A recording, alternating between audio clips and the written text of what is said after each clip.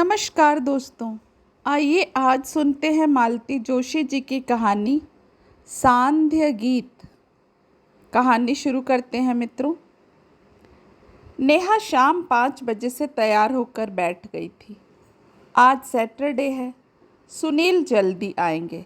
शनिवार इतवार ये 2 दिन तो मिलते हैं कहीं जाने के लिए। 5:30 बजे सुनील घर में दाखिल होते हुए बोले, बस जल्दी से चाय पिला दो और तैयार हो जाओ। नेहा रुआसी हो आई। उसके 1 घंटे की मशक्क़त पर पानी फिर गया। रोनी सूरत बनाकर बोली, क्या मैं तैयार नहीं लग रही हूँ? सुनील ने उसे गौर से देखा। सॉरी, मेरा मतलब था कोई अच्छी साड़ी पहन लो।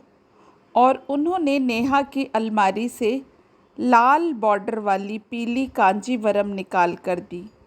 यह पहनो, गले में सेट भी डाल लेना। बाप रे, इतनी भारी साड़ी! जाना कहाँ है? किसी रिलेटिव के यहाँ? हाँ, रिलेटिव भी कह सकती हो। मैं जहाँ पेइंग गेस्ट था वहाँ जाना है। नेहा नए नवेले पति की बात टाल नहीं सकी और तैयार होने चली गई। साड़ी की किनारी से मैच करता माणिक वाला लॉकेट डाला और कर्णफूल भी। नेहा पूरे रास्ते सोचती रही कि क्या इस तरह सज धज कर जाना अच्छा लगेगा। कहीं वे लोग ये ना सोच ले कि अमीरी का रौब डालने आई हैं, जो अपने दड़बे में एक कमरा किसी तीसरे के लिए खाली कर देते हैं। उनकी आर्थिक मजबूरी वह समझ सकती है। ऐसी जगहों पर गहनों कपड़ों का प्रदर्शन क्या ठीक रहेगा? उसका मन संकोच से भर उठा था। गाड़ी एक भव्य व खूबसूरत बंगले के सामने जाकर रुकी। सुंदर लॉन और फूलों से सजा बगीचा और उसके बीच खड़ी वह भव्य कोठी। नेहा को लगा आउट हाउस में वे लोग रहते होंगे, पर सुनील ने सरदर दरवाजे की ही घंटी दबा दी। एक लड़के से नौकर ने दरवाज़ा खोला। हेलो छोटू, आंटी हैं? भीतर से आवाज़ आई। आओ, तुम्हारा ही इंतज़ार हो रहा है। नेहा ने देखा, सुरुचिपूर्ण सजे हुए ड्राइंग रूम में अभिजात्य की प्रतिमूर्ति एक महिला बैठी स्वेटर बुन रही हैं। सुनील को कहना नहीं पड़ा, नेहा ने आगे बढ़कर उनके पैर छू लिए। उसका माथा चूमकर ढेर आशीर्वाद देते हुए बोली, सुनील, बड़ी सुंदर बहू लाए हो भाई। नेहा शर्म से लाल हो गई। अपना सजना संवरना उसे सार्थक हुआ लगा। तभी एक लहीम शहीम महिला कमरे में दाखिल हुई। नमस्ते बुआ जी। सुनील ने कहा तो नेहा भी नमस्ते कर ली। तभी आंटी ने ठहोका दिया, बुआ जी हैं। नेहा ने इशारा समझकर उन्हें प्रणाम तो कर लिया, पर वह उन्हें इस घर से नहीं जोड़ पा रही थी। उन्होंने 50 का नोट उसे देना चाहा तो उसने कातर दृष्टि से सुनील को देखा। आंटी बोली, ले लो, बड़ों का आशीर्वाद लौटाया नहीं करते। बुआ जी ने उसकी बलैया लेते हुए कहा, छोटू, हमें बताएं कि सुनील बाबू नई बहुरिया के संग आए हैं, तो हम कहीं कि हम देख आए। कैसी लगी? सुनील ने शरारत से पूछा। बहुत सुंदर है, बुआ जी बोली। आंटी से बोली, सुनील बाबू भोजन तो करी हैं ना? कछु स्पेशल बनी का? ज़रूर, पहले चाय तो पिलाइए। वे भीतर चली गईं तो सुनील ने कहा, बुआ जी का काम बड़ा जोरदार है। She is hard task master. Kitchen ऐसी मुस्तैदी से संभालती हैं कि कुछ देखना नहीं पड़ता, और इन्हें बहुएं रसोई में पाँव नहीं देने देती थी। सोचो। इतने में छोटू चाय ले आया। ऐसा करो, तुम इसे अपना कमरा दिखा दो, मैं किचन में देख लूँ। मैं कुछ करवाऊँ? नेहा ने पूछा। नहीं, अगली बार तुम्हारी मदद लूँगी। पर तब कांजीवरम मत पहनना। मैं अक्सर सूट पहनती हूँ, पर आज इन्होंने जिद की कि साड़ी पहनो। उसने बिल्कुल ठीक किया। नई बहू ऐसे ही अच्छी लगती है। थैंक यू सुनील, तुमने मेरा इतना मान रखा। नेहा को लगा जैसे उनकी आवाज़ हल्के से काँप गई हो। सुनील के साथ ऊपर आई तो चकित रह गई। घर है कि महल? 4 विशाल bedroom, attached toilet, dressing room और बालकनी के साथ। बाहर की तरफ चारों कमरों को जोड़ती हुई विशाल बालकनी, जो तरह तरह के गमलों से सुसज्जित थी।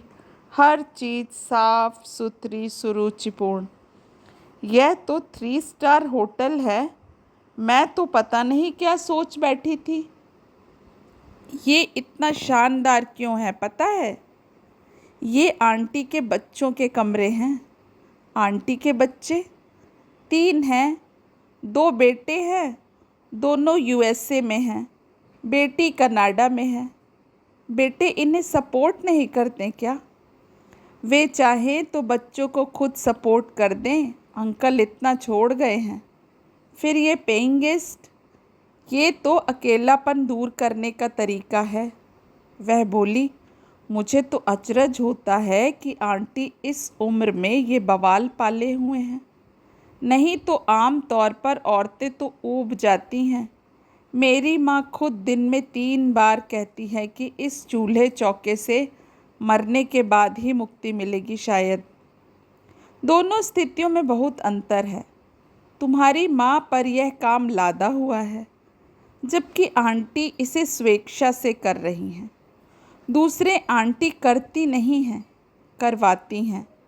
तुम्हारे भैया भाभी को भी सोचना चाहिए कि माँ की उम्र अब कष्ट करने की नहीं, सिर्फ सुपरविज़न करने की है। रसोई में हेल्पर बहुत ज़रूरी है। वही तो, इतने दिनों तक तो मैं थी, अब शायद माँ अकेले ही खटती होगी। माँ की याद आते ही नेहा का गला भर आया था। नीचे आए तो देखा आंटी मोगरे की कलियां चुन रही हैं। सोचा तुम्हारे लिए गजरा बना दूं। शुक्र है गजरे लायक तुम्हारी चोटी तो है, नहीं तो आजकल शादी के दूसरे दिन लड़कियां बाल कटा आती हैं। सुनील ने नेहा को जैसे ड्रेसअप होने को कहा। वह समझ गई थी कि लोग पुराने विचारों के होंगे, इसलिए उसने चोटी डाल ली थी। इस निर्णय पर उसने खुद को शाबाशी दी। वे लोग लॉन में बैठ गए थे। नेहा ने कहा, आंटी आपका घर तो सुंदर है ही, बगीचा उससे भी बढ़कर है। यह बगीचा मेरी जान है, इसलिए जब कोठी बेचने की बात होती है मेरा कलेजा मुंह को आता है। इतना सुंदर घर आप बेच देंगी? हाँ, जब तब बात उठती है। बच्चे बाहर चले गए तो घर एक तरह से वीरान ही हो गया था। साहब के जाने के बाद तो इतने बड़े घर में अकेले रहना एकदम नामुमकिन था। बेटों के पास चली गई तो वहाँ भी मन नहीं लगा। उतनी फास्ट लाइफ हम लोग नहीं जी सकते। पहले दोनों जाते थे तो एक दूसरे का साथ होता था, बाद में तो मैं एकदम ही अकेली पड़ गई। वे लोग मेरे लिए कितना समय निकालेंगे और कैसे निकालेंगे। फिर सोचा कि अगर अकेलापन ही भुगतना है तो अपने घर में क्यों नहीं, कम से कम यहाँ मेरी जड़ें तो हैं। उन्हीं दिनों बुआ जी मुझसे मिलने आई। बोली, सांस रहते अपना ठिकाना मत बेचना, नहीं तो मेरी तरह चक्करगिन्नी हो जाओगी। ये बुआ जी आपकी ननंद हैं? हाँ, साहब की चचेरी बहन है। इनके पति नहीं रहे तो चारों बेटों ने खेत घर बेचकर पैसा आपस में बांट लिया। तय हुआ कि माँ बारी बारी सबके पास रहेंगी। अपनी बारी से एक दिन भी ज़्यादा कोई नहीं रखता था। 2 साल में ही हाफ गई बेचारी। बोली, यह परिक्रमा अब नहीं होती। मैं किसी एक के पास रहूंगी और सब लोग वहाँ पैसे भेजते रहना, पर हमेशा के लिए रखने को कोई तैयार नहीं है। उनकी कहानी सुनकर लगा, जब देशी बहू बेटों का यह हाल है तो विदेश में बसे बेटों से क्या उम्मीद की जाए।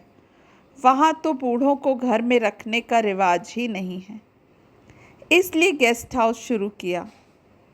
हाँ, यही समझ लो। अकेलापन काटने का कोई साधन तो चाहिए ना। आप सोशल वर्क नहीं करती? सुनील ने आंखें तरेर कर नेहा की ओर देखा। सोशल वर्क मतलब झुग्गियों में जाकर पढ़ाना? ना बाबा, मैं घरेलू औरत हूँ। घर, बच्चे, यही मेरी ज़िंदगी रही है। ना कभी क्लब ज्वाइन किया, ना सत्संग में रुचि रही। अब इस उम्र में नई आदतें नहीं डाल सकती। आंटी, मैं कह रहा था कि आंटी जो कर रही हैं वह बड़ा पुण्य कार्य है। घर से दूर रहने वालों को माँ का प्यार और घर का माहौल दे रही हैं। ये किसी सोशल वर्क से कम नहीं है। तुम लोग मेरे लिए जो कर रहे हो ना, इसके मुकाबले में यह कुछ भी नहीं है। तुम लोगों ने मेरे जीवन को नया अर्थ दिया है। नहीं तो बच्चों की गृहस्थी में फालतू सामान की तरह पड़े पड़े अपनी ऊर्जा बर्बाद करती रहती। मैं तो अपनी बेटी को धन्यवाद देती हूँ कि उसने मुझे एक दिशा दे दी। उसका देवर किसी ट्रेनिंग में 3 महीने के लिए आया था। बिटिया ने लिखा कि अपना घर होते हुए वह बाहर रहें अच्छा नहीं लगेगा, इसलिए उसे निमंत्रित कर लो। बेमन से मैंने हाँ की। उसे ऊपर का कमरा दे दिया। दोपहर का खाना वह फैक्ट्री में खाता था, पर सुबह का नाश्ता और रात का खाना यहीं होता। साहब की मृत्यु के बाद मैंने रसोई में झांकना छोड़ दिया था। अब बेमन से देखना शुरू किया तो आश्चर्य कि मुझे उसमें रस आने लगा। मैं तरह तरह के नाश्ते बनाने में जुट गई। रात का डिनर शाही होने लगा। 1-2 बार मैंने उसके मित्रों को दावत दे डाली। फिर उनमें से एक ने यहाँ रहने की इच्छा जाहिर की और सिलसिला चल पड़ा। मैंने बुआ को भी बुला लिया। यह मेरे अकेले के बस का नहीं था। उनके बेटों ने तो खुशी से भेज दिया होगा। बिल्कुल, उन्हें लगा कि चलो बला टली, पर मैंने उन्हें नहीं छोड़ा। सबसे कहा कि माँ के लिए हर महीने पैसे भेजो। मैंने उनका एक अकाउंट भी खुलवा दिया है ताकि वक्त पर काम आए। अब ननंद भौजाई मज़े में हैं। अच्छा आंटी, भैया लोग आएंगे तो परेशानी नहीं होगी? नेहा ने पूछा। अरे वे लोग आते ही कितना हैं, और आएंगे भी तो हमारे पास कितना रहेंगे। चंद दिनों की रौनक के लिए मैं घर को स्थायी सन्नाटा नहीं दे सकती। बातों में वक्त कैसे बीत गया पता ही नहीं चला। आंटी के ड्रीम हाउस के पंछी एक एक कर घर लौटने लगे। तब समय का भान हुआ। सबने सुनील और नेहा का स्वागत किया। उनको पता रहा होगा, क्योंकि कोई बुके लाया था तो कोई आइसक्रीम का फैमिली पैक। खाना शाही था। इतनी बड़ी डाइनिंग टेबल नेहा ने पहली बार देखी थी। आंटी ने बताया कि उनके घर में हमेशा इतनी पार्टियां होती थीं कि यह मेज़ भी छोटी पड़ जाती थी। टेबल को सुरुचिपूर्ण ढंग से लगाया गया। सुनील और नेहा की थालियों के सामने सुंदर रंगोली की गई थी। खाना तो सुस्वाद था ही, बुआ जी की स्पेशल कचौड़ी व खीर भी गजब की बनी थी। शादी के बाद नेहा कितनी जगह जा चुकी थी, पर ऐसा सहज आह्लादपूर्ण वातावरण कहीं नहीं मिला। यह घर ऐसा था कि यहाँ बार बार आने की इच्छा हो रही थी। चलते हुए आंटी ने चंदेरी साड़ी, बिछुए और चूड़ियाँ दी। उसने प्रणाम किया तो अंक में भर कर बोली, आती रहना, बेटे मेरे बहुत हैं, पर बहू फ़िलहाल अकेली तुम ही हो। आना तो है आंटी जी, आपसे कितना कुछ सीखना जो है। रास्ते भर उसके दिमाग पर खुशनुमा माहौल तारी रहा। उसने आंटी से कहा था कि आपसे बहुत कुछ सीखना है, पर उसका मकसद खाना बनाने से नहीं था। उसे तो आंटी से जीने की कला सीखनी है। कितनी खूबसूरती से उन्होंने अपनी एकाकी जीवन संध्या को आलोकित कर लिया है। उनके अपने छूट गए हैं, पर अपनी ममता का संचित कोष लुटाकर उन्होंने फिर से एक परिवार बसा लिया है। उसके रहते वे कभी अकेली नहीं होंगी। दोस्तों, आशा करती हूँ कहानी आपको पसंद आई होगी। अपना कीमती समय देने के लिए आपका बहुत बहुत धन्यवाद। नमस्कार।